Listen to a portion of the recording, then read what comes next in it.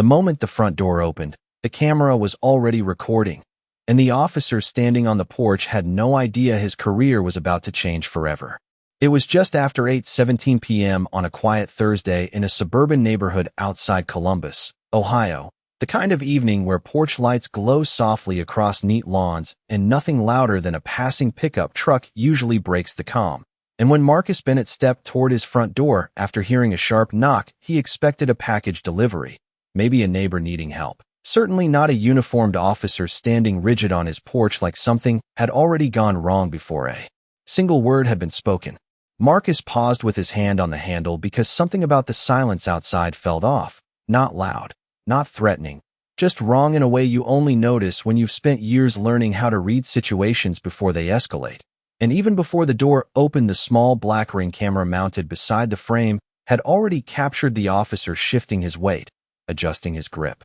and glancing once over his shoulder as if making sure nobody else was watching. When the door finally opened halfway, Marcus kept one hand visible and spoke calmly, the way people do when they're trying to keep things simple. But the officer didn't respond the way officers usually respond to calm voices, and instead of conversation there was tension, quiet but unmistakable, stretching across the narrow porch like something neither man had planned. "Sir," Marcus said evenly, "I think there's been a mistake." And for just a second it looked like the officer might step back or explain why he was there, but he didn't move. And what happened next would later be replayed frame by frame by people who had never even met Marcus Bennett. The officer gave a short command Marcus couldn't quite make sense of at first, something about stepping outside, something about compliance. But Marcus didn't step forward because stepping forward onto a dark porch toward confusion rarely helps anyone. And that was when he said the sentence the camera recorded clearly enough that it would later appear in a courtroom transcript months after this night was over.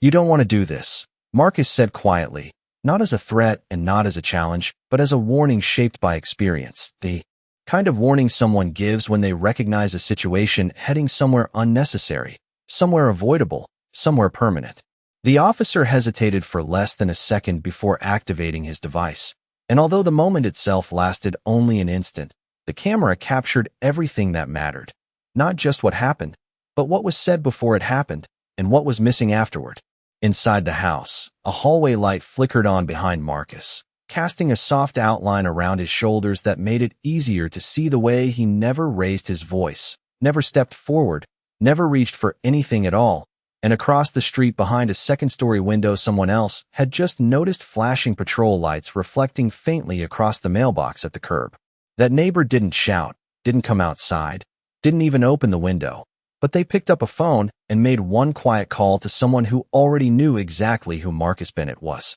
And that call began moving faster than anyone on that porch could have imagined. Across the street, the upstairs window stayed dark except for the faint glow of a phone screen, and the man standing behind the curtain did not rush outside or shout across the lawn because he understood something about moments like this that most people never learn, that sometimes the most important move is not stepping in, but calling the right person before everything becomes official. His name was Daniel Reeves, and 15 years earlier he had worn the same county uniform Marcus Bennett once wore, which meant he recognized the posture on that porch immediately, the tension in the officer's stance, the hesitation in Marcus's voice, and the quiet control Marcus still held even after the situation had already shifted in a direction that did not make sense. Daniel did not call 911 because this was not confusion that dispatch could fix, and he did not call the police department either because he already knew which number mattered more tonight. So instead, he scrolled once through his contacts and stopped on a name he had not needed to use in nearly 2 years.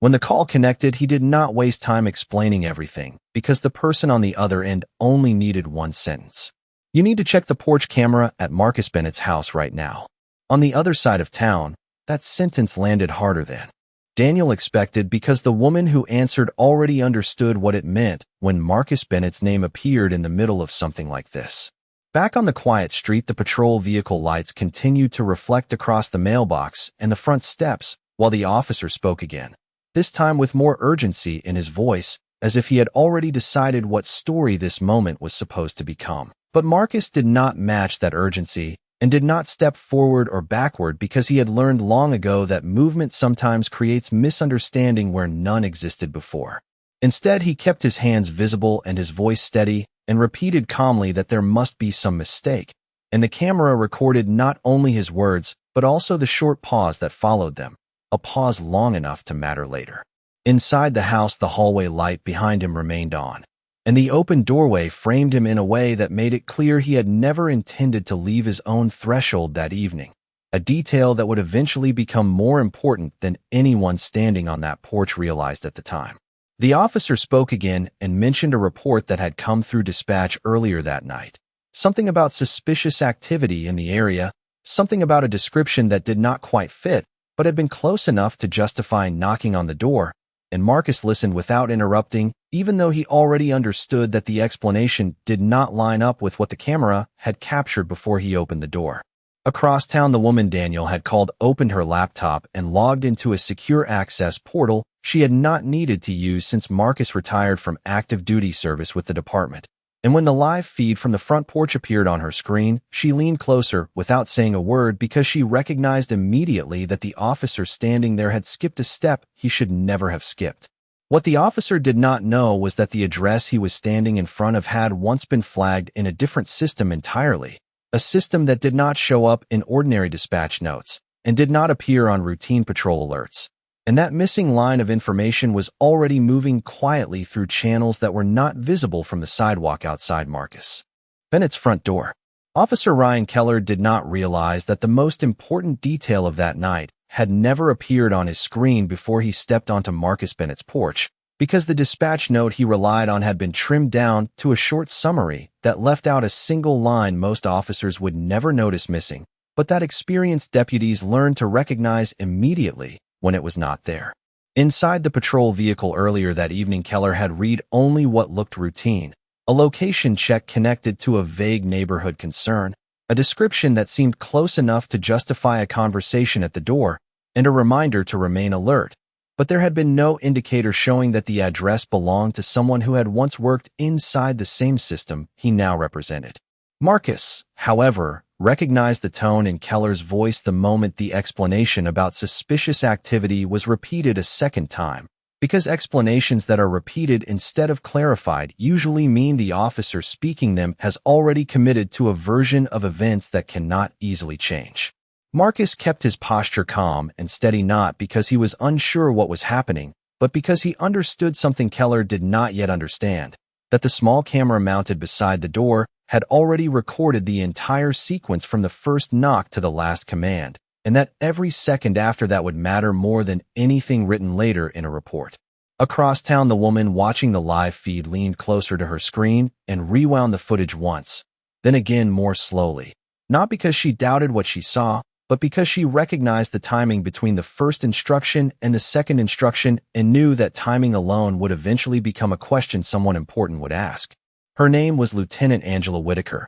and years earlier, she had supervised Marcus during one of the most sensitive assignments in the county, which meant she knew exactly how carefully he chose his words when he believed something unnecessary was about to happen. She reached for another secure line and placed a second call without hesitation, this time not to confirm what she was seeing, but to make sure someone else would see it before the situation could be described differently somewhere else. Back on the porch, Keller shifted his stance again and repeated that he needed Marcus to step outside. But Marcus did not step forward because stepping outside would change the position of both men relative to the camera, and Marcus understood better than most how positioning affects interpretation later. Instead, he answered calmly that he was willing to cooperate with any clarification once the reason for the visit was properly explained, and the quiet certainty in his voice created a pause long enough that even Keller seemed uncertain what to say next. That pause did not last long, but it lasted long enough for the camera to capture the moment Keller glanced once toward the street,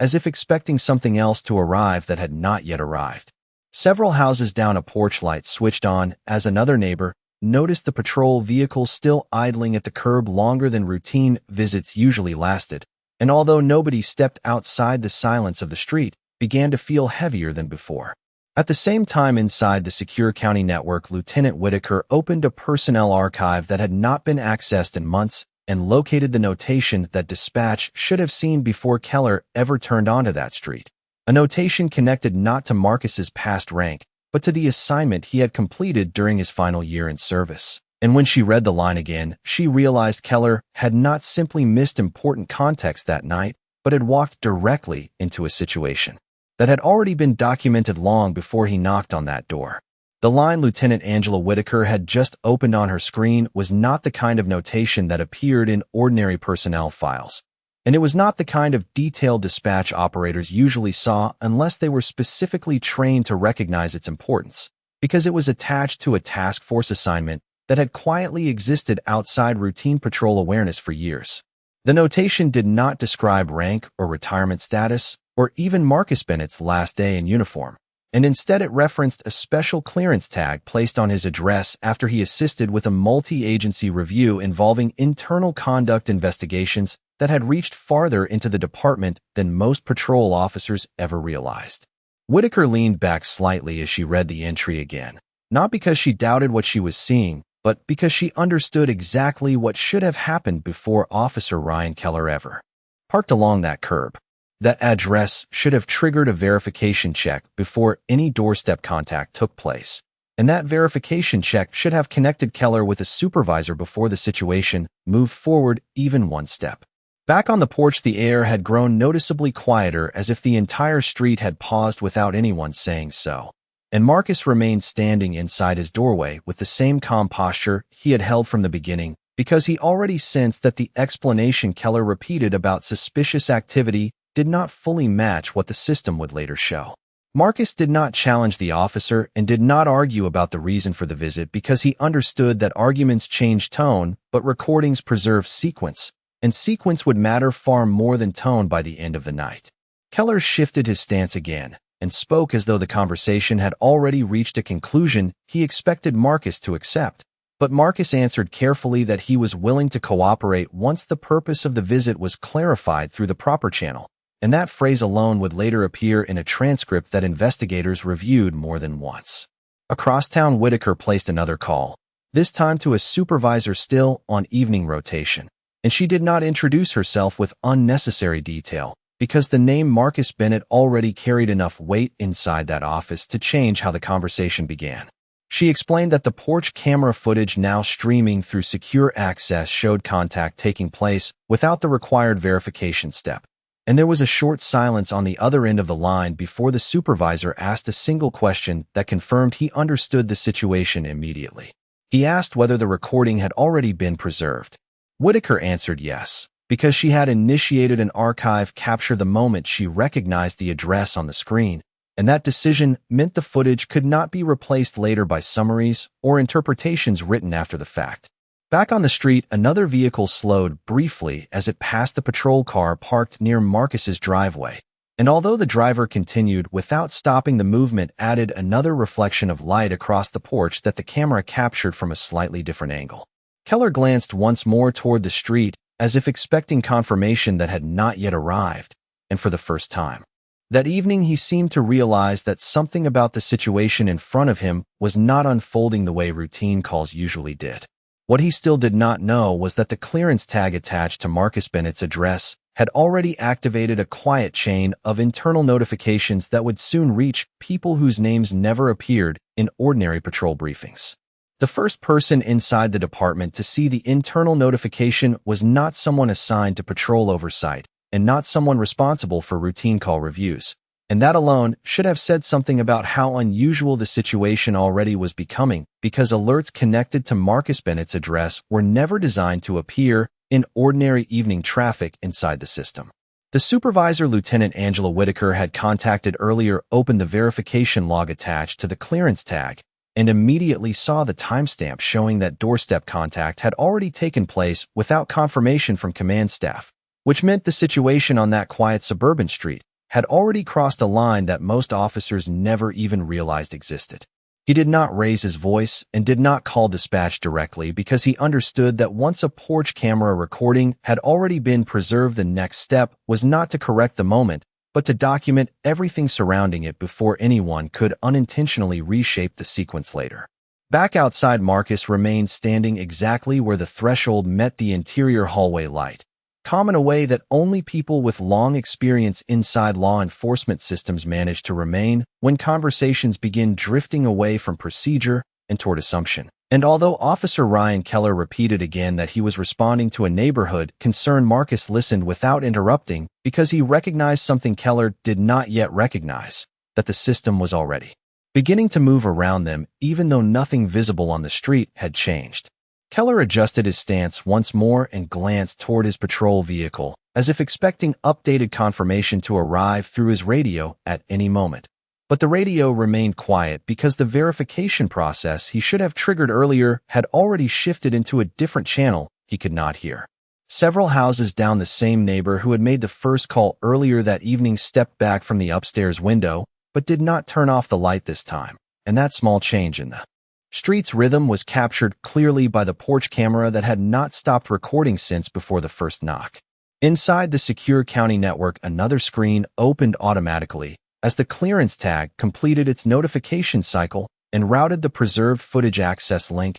to a second review officer whose role was not public-facing and whose name rarely appeared in routine reports. And when that officer saw the address attached to the recording, he paused long enough to check the original assignment file Marcus Bennett had completed during his final year before retirement. That file did not describe patrol duties or training evaluations or retirement processing, and instead it documented the last internal case Marcus had assisted with before stepping away from active service. A case that involved reviewing contact procedures at residential addresses connected to former deputies who had participated in oversight operations. The moment the review officer recognized the connection, he understood why the clearance tag had activated so quickly and why the porch recording now mattered more than the explanation Keller believed would settle the situation. Back on the quiet street, Keller spoke again with more confidence in his voice, as if he believed repeating the reason for his visit would eventually resolve the uncertainty he could not quite name. But Marcus answered with the same steady tone he had used from the beginning and explained that he was willing to cooperate through proper verification channels. And that phrase again extended the pause between them long enough for the camera to capture another detail Keller had not intended anyone to notice. He looked once more toward the street, not as if expecting backup, but as if expecting confirmation that never arrived. And at that exact moment inside the department, a second supervisor opened the preserved footage archive and recognized immediately that the contact on that porch had already become something the department would not be able to describe as routine by the end of the night. Inside the department, the second supervisor who opened the preserved footage archive did not begin by watching the entire recording from start to finish, because experienced reviewers rarely do that when a clearance tag is involved. And instead, he first checked the metadata attached to the file to confirm the exact timestamp of the first knock on Marcus Bennett's door, the exact moment the porch light reflected across the patrol vehicle, and the exact second the initial instruction had been spoken. Those details mattered because timing inside contact procedure determines whether an encounter follows verification protocol or bypasses it entirely. And what he saw on the screen confirmed something that immediately changed the direction of his next call. He reached for the internal line connected to evening command oversight rather than dispatch, because dispatch could not reverse what had already happened on that porch, but command oversight could still control how the department responded next. Back on the quiet street, Marcus remained standing inside his doorway with the same steady posture that had not changed since the beginning of the encounter. And although Officer Ryan Keller continued speaking, as if the situation still belonged to routine patrol explanation, Marcus already sensed the rhythm of the conversation shifting in a way that meant the system itself was beginning to catch up with what the camera had recorded. Keller glanced again toward his patrol vehicle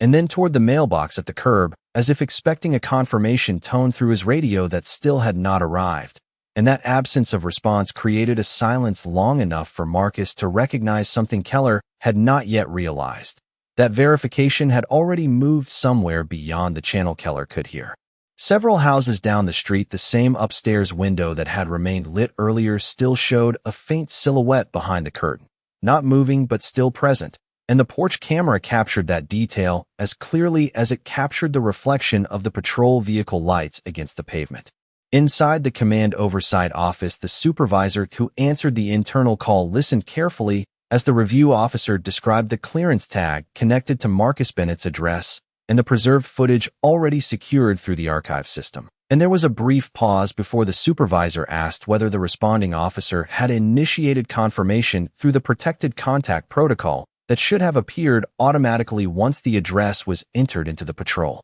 system. The answer was no, and that answer changed the tone of the conversation immediately, because protected contact protocol existed specifically to prevent doorstep encounters like the one now unfolding on that quiet street, without supervisory awareness. The supervisor opened a second screen and accessed the assignment history connected to Marcus's final year of service and recognized at once why the clearance tag had been placed on the address in the first place, because Marcus had not simply retired from routine patrol work, but had completed a review assignment involving contact procedures at residences connected to former oversight participants, an assignment that meant any future contact with his address required verification before the first instruction was ever given. Back outside, Keller shifted his stance again and repeated that he was responding to a neighborhood concern, but the confidence in his voice had begun to change slightly, as if he sensed something moving beyond the edges of what he expected the situation to be.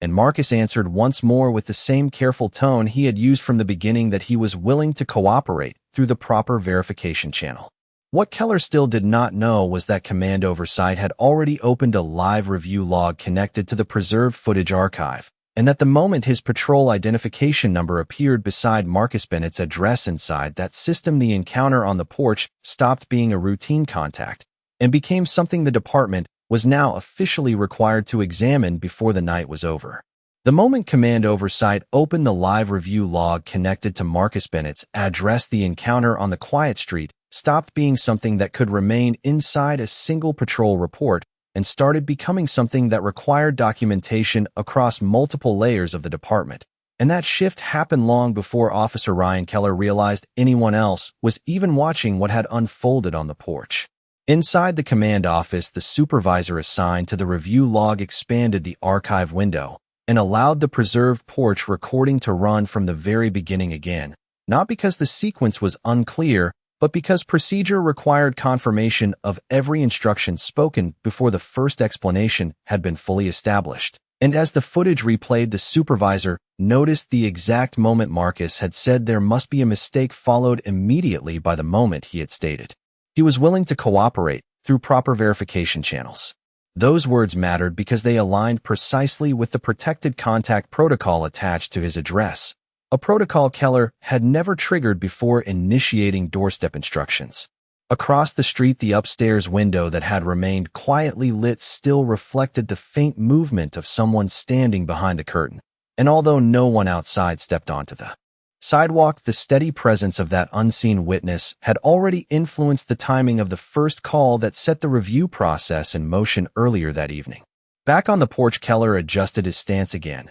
and spoke with renewed certainty, as if repeating the explanation one more time might restore the encounter to something routine. But Marcus listened without interrupting and answered carefully that he understood the officer was responding to information provided through dispatch, and that he respected the responsibility involved in that response. Yet he repeated that clarification through the proper channel would help resolve the situation quickly. That sentence extended the pause between them once more, and the porch camera captured the exact moment Keller glanced down toward his radio, as though expecting confirmation that still had not arrived. Inside the review office, the supervisor checked the patrol identification number attached to Keller's vehicle assignment and opened a second screen showing recent contact history linked to that number, not because there had been any complaint attached to it, but because protected contact protocol required confirmation that no prior verification alerts connected to Marcus Bennett's address had been bypassed earlier in the shift.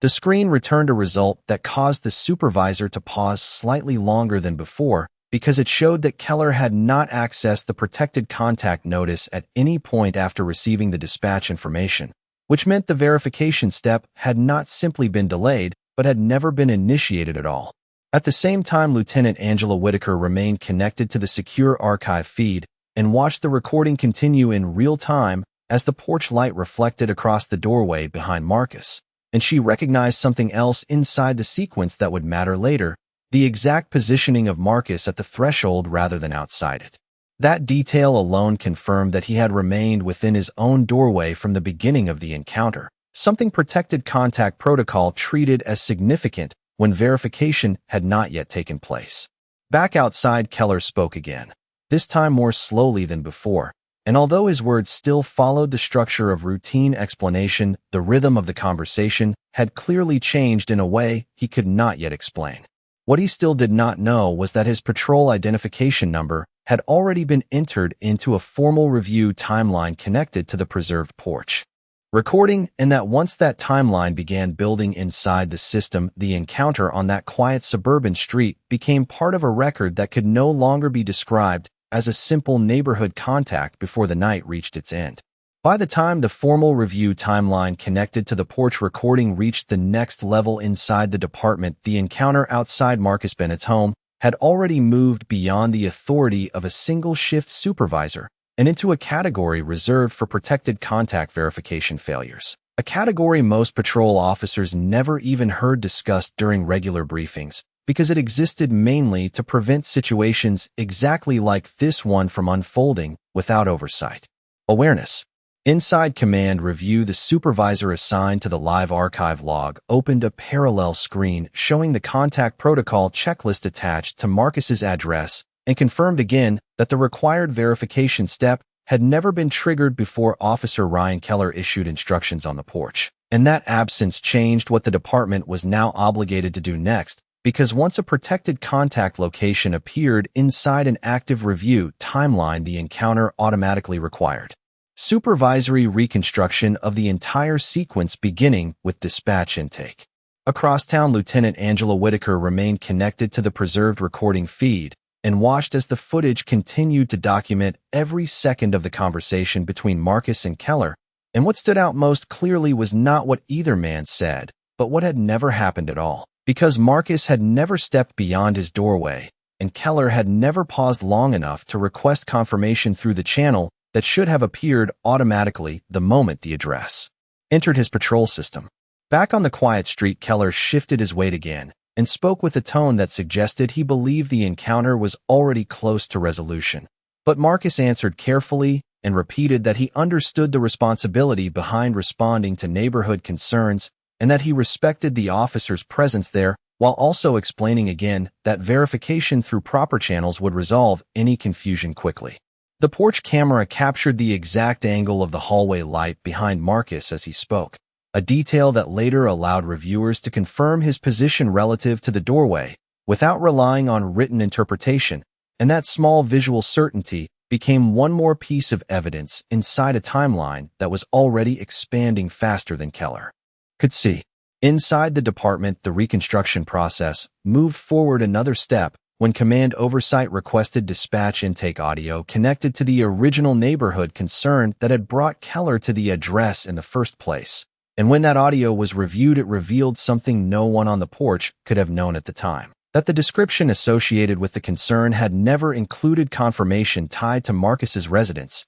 and had instead referenced activity several houses farther down the block. That detail alone changed the classification of the encounter from routine response to location mismatch review, a classification that required additional documentation before the shift ended. At the same time, a second archive marker appeared beside Keller's patrol identification number inside the live review timeline, indicating that supervisory reconstruction had officially begun. And once that marker appeared, the encounter stopped being something that could be resolved through explanation alone. Back outside, Keller glanced again toward his patrol vehicle, as if expecting the radio confirmation that still had not arrived, and spoke once more about the reason for his visit. But the rhythm of the conversation had already shifted into something quieter and more uncertain than before. What he still did not know was that the dispatch intake audio now linked to the review timeline had already confirmed the address mismatch, and that by the time the department completed its reconstruction of the sequence recorded on the porch, the encounter would no longer be evaluated as a simple response to neighborhood concern, but as the beginning of a procedural failure the system itself was already preparing to examine in full before the night was over. The moment the dispatch intake audio confirmed that the original neighborhood concern had never been connected to Marcus Bennett's address, the reconstruction timeline inside the department changed from review to escalation. And that shift happened quietly, but permanently, because once a location mismatch appeared alongside a protected contact verification failure, the system itself required command-level acknowledgement before the encounter could be closed. Inside command oversight, the supervisor assigned to the reconstruction process opened the final segment of the preserved porch recording and allowed the footage to run without interruption, not because the sequence was unclear, but because policy required confirmation that the resident at the protected address had remained within his doorway throughout the encounter, and the camera showed exactly that from the first knock to the final exchange. Marcus had never stepped forward beyond the threshold, never altered his tone, and never refused clarification through proper channels. And those details mattered more than anything written later because recordings establish sequence while reports describe interpretation. Across town, Lieutenant Angela Whitaker watched the same preserved footage replay for the third time that evening and recognized something else reviewers would soon confirm officially, that Marcus's final sentence about cooperating through the proper verification channel had been spoken after the address mismatch had already existed inside dispatch intake audio, meaning the clarification he requested had been available long before the encounter reached his doorway. Back on the quiet street, Officer Ryan Keller stood beside the patrol vehicle with the porch light still reflecting across the hood. And although the conversation with Marcus had already slowed the rhythm of the moment, he still believed the situation would close the way most neighborhood checks closed once explanation replaced uncertainty. What he did not know was that the reconstruction timeline connected to his patrol identification number had already been marked complete through the first stage of supervisory review, and that the next stage required formal documentation of the verification step that never appeared before the doorstep contact began. Several houses down the upstairs window that had remained quietly lit earlier finally went dark, not because the witness inside had stopped paying attention, but because the call placed earlier had already reached the people who needed to see what the porch camera recorded. Inside the department, the final entry added to the reconstruction log confirmed that the dispatch description connected to the original concern referenced activity more than 100 feet farther down the block and had never identified Marcus Bennett's residence as part of the response location. And once that detail entered the record, the encounter could no longer be classified as routine contact under departmental procedure. The supervisor reviewing the archive closed the playback window only after confirming the timestamp of Marcus's final statement about verification through proper channels, and that timestamp aligned exactly with the preserved porch footage already secured earlier in the evening. Back outside, the patrol vehicle engine remained idling quietly as Keller glanced once more toward the radio that had stayed silent longer than he expected, and for the first time that night the stillness of the street felt different than before, not louder. And not more tense, but more final in a way he could not yet explain. What he still did not know was that the completed reconstruction timeline had already been forwarded for administrative review before his shift ended, and that the camera beside Marcus Bennett's front door had preserved every second of the encounter long enough for the system itself to decide what the next morning inside the department would begin to change.